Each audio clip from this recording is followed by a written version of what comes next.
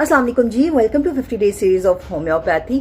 Today we will talk about one most important topic. आपकी body पे कहीं पे मसें हैं यानी कि वार्ड्स हैं, आपके चेहरे पर झाइयाँ बन गई हैं और आप इसका हल चाह रहे हैं और फौरी से हल चाह रहे होते हैं, तो आप फिर कोई चीज़ सर्च करते हैं। जब होम्योपैथी की बात करते हैं तो हाईली रिकमेंडेशन में आपको आती है जी आप थूजा इस्तेमाल करें, आप सीपिया इस्तेमाल करें, आप बर्बेरिस एक्फोलियम इस्तेमाल करें। अब जब आप इसके एक्शन की बात करते हैं तो क्या होता है कि बहुत सारे लोगों को इससे आराम आ गया और बहुत सारे लोगों को इससे आराम नहीं आया। अब जिनको आराम नहीं आया उनको क्यों आराम नहीं आया? मेडिसिन तो वही है, लेकिन आराम क्यों नहीं आया? तो फर्स्ट ऑफ ऑल होम्योपैथी की अगर हम बात करते हैं तो एक बात हमें बहुत अच्छे से समझ लेनी चाहिए कि जब भी कोई इंटरनल ऐसा प्रॉब्लम होता है जो कि एक्सटर्नली हमारी बॉडी पे नजर आना शुरू हो जाता है, जैसे वार्ड्स हो गए, जैसे सिस्ट हो गई, जैसे कोई ट्यूमर हो गया, जैसे झाइयाँ हो गई, तो उसके लिए डीप एक्टिव मेडिसिन की ज़रूरत होती है। और बर्बेरिस एक्फोलियम या थूजा की अगर स्पेसिफिकली हम बात करें तो थूजा से बड़ा डीप एक्टिव मेडिसिन कोई हो नहीं सकती।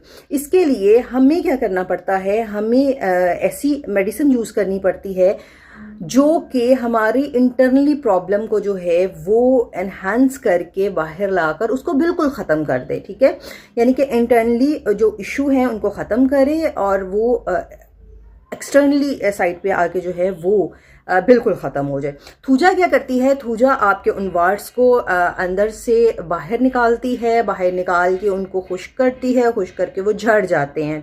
बिकॉज जब भी हम किसी सिस्ट का, किसी ट्यूमर का, किसी वार्ड्स का या किसी झाइयों का इलाज करते हैं तो हम एंटीसाइकोटिक मेडिसिन की तरफ आते हैं और हाईली एंटीसाइकोटिक मेडिसिन में से एक मेडिसिन आती है थूजा।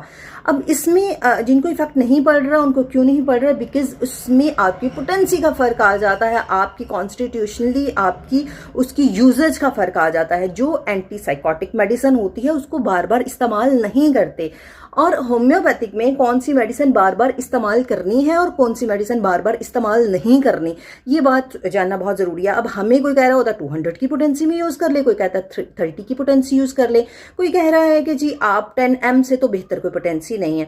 आप जब उसकी आउटर लेयर पे उसको लगाते हैं ना, जैसे आप मदर टिंचर यूज़ करते हैं और मदर टिंचर को आप आउटरली लगा रहे हैं, वो तो इफेक्टिव है, लेकिन जो आप ऑरल मेडिसिन ले रही हैं आपको पता होना चाहिए कि ये मेडिसिन मैंने कितने टाइम बाद लेनी है।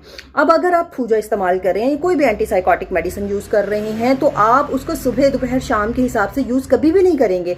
आप उसकी डोजेज लेंगे और वो डोजेज भी आपकी वीकली या 15 डेज या मंथली होंगी।